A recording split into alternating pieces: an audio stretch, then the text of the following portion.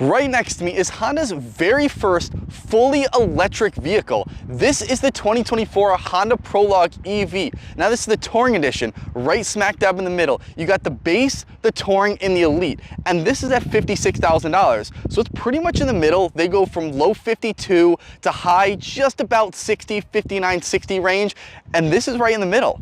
So is it worth it? I don't know, let's see. I'll be going through the ins, the outs, the back, and showing you all about it. But before I get started, I did want to say this vehicle has been getting some bad attention because it's under the Ultium platform by GM.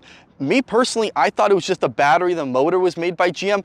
No, it's actually 80% of the vehicle is made by General Motors. So it's a General Motors Honda. And people have not been liking it, but I don't know. Is it worth it? Is it worth it to get this? Or is it just worth it to get the Chevy Blazer EV? I guess we'll see. Thank you to Executive Honda in Wallingford, Connecticut for allowing me to use this vehicle for the day. Their information will be linked down in the description below. Starting off with the front, I gotta say Honda has killed this. This is gorgeous. You got LED headlights up top, LED daytime running lights, and LED turn signals. The big Honda badge in the middle. It's really nice. It's clean. And this Pacific blue color, it stands out. It's gorgeous. You got, since it's an EV, there's no engine, so you got plastic bit here, plastic all there. There is some airflow to that battery pack down here. There's a little bit, not a crazy amount. You have your parking sensors, those little dots there. And then over here on the side, this is airflow that actually sucks air, goes off to the side to improve aerodynamics. Under the hood, this vehicle is powered by a motor and a battery. There's no engine since an electric vehicle, but I bet you can trick some friends and saying that this is an engine. There's just mechanical bits everywhere. I bet you non-car people would be like, oh, I'm confused, I don't know. There's no cover, there's no front trunk. It's all exposed. It's very odd. They didn't just put a plastic cover, they just left it exposed. But this vehicle has an 85 kilowatt hour battery that gets 281 miles of range, which that's actually a pretty good amount for the dual motor. So this has a motor up front and a motor in the back for the all-wheel drive.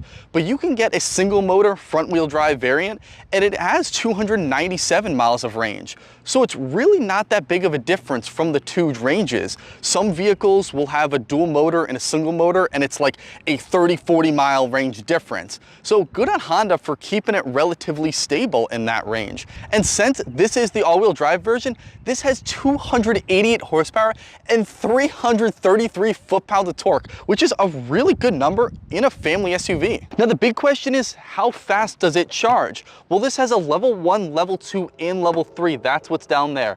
With the level 3 DC fast charging, this thing charges 65 miles in just 10 minutes. It varies with weather and battery conditions, etc., but that is a really healthy number. But I do want to mention how fast the level 2 and level 1 charging is, because I know a lot of people don't talk about that, and if you're buying an EV, you do want to know. So level 2 charger is your dryer outlet. That charges approximately 34.1 miles an hour. But the level 1 charger is just your standard 3-prong outlet, basically what you plug your phone into. That will charge 5 miles an hour. So that's very slow. Usually the level 2 and the level 1 is what you're charging at home. The level 3 is the big chargers, the big Electrify America chargers you'll see in public. Those you won't have at home. So the key fob is pretty similar to another brand's key fob. I'm not going to give it away, but let me know in the comments below. What other brand has this key fob? But you got lock, unlock, double tap for remote start there, and then double tap that to open up the trunk. And then you could actually double tap it again to go back down. So with the key in your pocket, you could just hit this button, unlock and lock the vehicle, simple like that. But a lot of vehicles will just have the front 2. This actually has all 4. So you come back here and unlock the vehicle with the, in the rear if you have the keys in your pocket. And this vehicle is riding on 19-inch alloy rims with all-season weather tires. Open up the rear, you're greeted to plastic. There's really nothing special here. You got plastic up top, hard touch down here, 2 speaker grills, plastic, little spot to put stuff down there even. And you got some leather material, nice, to rest your hand. But that's really it for that nice material. But the seats are a different story. These are super comfortable leather seats in here. Extremely comfortable. Like you sink in, it's nice. You don't even know you're sitting down. Then this is a cup holder armrest right here. Leather, it's nice, plush, pretty comfortable. And this is set to where I am. I'm 5'8", so I'm not the tallest, but it's set to my position, and I got a lot of legroom. So if you bring this back, you still got a pretty good amount of legroom. And headroom is phenomenal in this vehicle. It's nice. You got a dual pane / panoramic sunroof, whatever it classifies for, but it's massive. Then going in the middle seat, there's no hump since there's no transmission, and I don't need a man spread. I just keep my feet planted there. You got 2 USB-C ports down there and a big slot to put your phone into. So you could hook it up through a cable, plop your phone into there, and just leave it there. 2 AC vents, and overall, I gotta say, it's very nice and very comfortable. Open up the front door, it's pretty similar to the rear, but instead you got soft touch up here. Still the same hard touch down there. Speaker grill, the same leather material, little spot to put some coins, even bigger storage. That's actually a trunk button there. So you hit that, the trunk opens up. Window controls, mirror controls. That's actually a heated mirror there. Both front seats are heated and leather seats. This is your power controls here, but the driver gets lumbar controls, the passenger does not. Turn on the vehicle with a push to start, and you are greeted to an 11-inch gauge cluster. Now what's crazy is the touchscreen is 11.3 inches. And that's 11 inches, so it's the same size. You have so many different options you could do. Your normal digital gauge cluster right there. Hit that again, and you have Google Maps displayed. So you could set a location through the touchscreen and just have it map you out. So you don't have to glance over, just look straight and just drive. It's pretty cool. Hit that again. You have some safety controls. This has blind spot monitoring over on the side there, adaptive cruise control, the little sensors in the front I showed you earlier. And I should be able to just put it in drive. And I'm very close to that thing. So yeah, it'll say, hey, don't go any closer because you're gonna hit it. That's on the front and back there. Then also this checkmark button can control radio stations. So you could scroll through and just hit accept while you're driving. This vehicle does have a column shifter, so it doesn't have a gear shifter here. It's a column shifter. So it's up, down for drive, up, or out, up, I mean for reverse, then hit park there. And this steering wheel is a leather wrapped steering wheel, and it is not heated. For $56,000, I feel like this should be heated. Put the vehicle into reverse, and this has a backup camera with moving trajectory lines. This touchscreen is Android Auto Apple CarPlay built into it, which is an up from the Chevy Blazer, its counterpart. Chevy has decided to cancel Apple CarPlay and Android Auto because they think it's unsafe. So this is a step up from that. So you have your Android Auto Apple CarPlay, Google Assistant, ambient lighting. You could change different lightings in this vehicle. So when it's nighttime, it won't really show right now, but nighttime you can have that. You got your vehicle status. You can go into crazy stuff. Tire pressure all built in there. Energy info. It's like a 3D rendering, like Need for Speed for your car. So it's pretty cool. There's all these different stuff. Podcasts, news, Honda Link and OnStar, your maps, radio. But up here, so this is your one pedal drive. So you can turn it on, off. So one pedal is you don't have to hit the brakes really at all. Well, in emergencies, you should hit the brakes. But you can just drive with one pedal. And when you let off, the vehicle will brake. And it regens some energy. So it's the best way to save more energy in this vehicle and get more range out of it. And then I don't know why they do it, but there's no physical thing for the lights. It's all through the touchscreen here.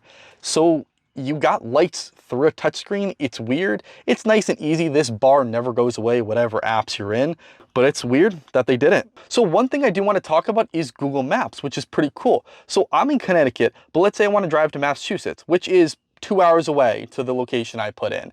So the vehicle's not going to make it because we're at like 45 miles left. There's like 15% battery in this vehicle. So it's going to say negative 31% on arrival at a charging stop. So it'll show you how many detours you have to take on the way. So it'll say, hey, you want to take this one, click that, and you could start your route. So now it's going to say you 30 miles away, it's going to take 35 minutes. You're going to be at 1% when you reach that charging destination. And then when you charge up for 51 minutes, you go to Massachusetts, you'll be at 30%. Now this is just a rough overview, but it's very cool and it'll show you the exact battery percentage of where you go. Below the touchscreen, you have physical AC controls, your heated seat controls there. It's all physical, not through the touchscreen. A lot of people like it, all physical. and keep that, Honda. We like that. 2 USB-C ports down here, really flat cigarette lighter port there. And then underneath here, I'll see if I can show that, there's just an open flat area because there's no transmission here. It's just flat. So you could put storage stuff, you could put stuff here and stuff down there. 2 cup holders here, which are very nice. Wireless charging pad. This leather armrest, it's comfortable. Open this up and you got a ton of storage. You got a little storage bin thing, take that out, and that goes deep. The back of the vehicle is where it gets really funky and different and EV-like. The Honda badge, it's a capital H and then lowercase all the rest. They've never had this. This is specific to the EV brand. It's cool, it stands out, it's different. It shows people, hey, I'm driving an electric Honda. So you got your Prologue touring badge down there.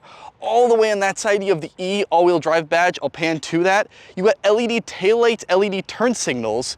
You got the windshield wiper up here that's not tucked up there. It's better for aerodynamics to keep this kind of flat and low. Third brake light up there. This rear glass is all heated here. And then you got your parking sensors down below there. And no exhaust. There's a button right underneath the end and that opens up the trunk just automatically. One tap, hit it, and it's a pretty good sized trunk. I could fit 2 of me in here, totally fine. 2 mats can fit in here. You got a cigarette lighter on this side and that's it. You got lights, there's really nothing, maybe some hooks in here. It's a pretty bare trunk. There's nothing cool and unique, but it could fit a lot. And then you want even more room. Oh, if I could do it. Those seats fold down, you could lay them flat, fit a Christmas tree in here if you wanted to. But under this, we're thinking, oh, there's your spare tire. This does not come with a spare tire. A lot of EVs for weight saving purposes, I get it, but I think a lot of us want a spare tire. This has a fix-a-flat kit and storage for your charger. The 2024 Honda Prologue EV Touring. What do you think of it? Do you like it or do you absolutely hate it? Be honest, let me know in the comments below. Would you choose this or its Chevy counterpart? Or hey, do you not like EVs at all? Let me know in the comments below. And also, do you think this is worth the $56,000? Please remember to like, comment, subscribe, hit the notification bell to keep updated with more content. And a huge thank you to Executive Honda in Wallingford, Connecticut for allowing me to use this vehicle for the day. Their information will be linked down in the description below.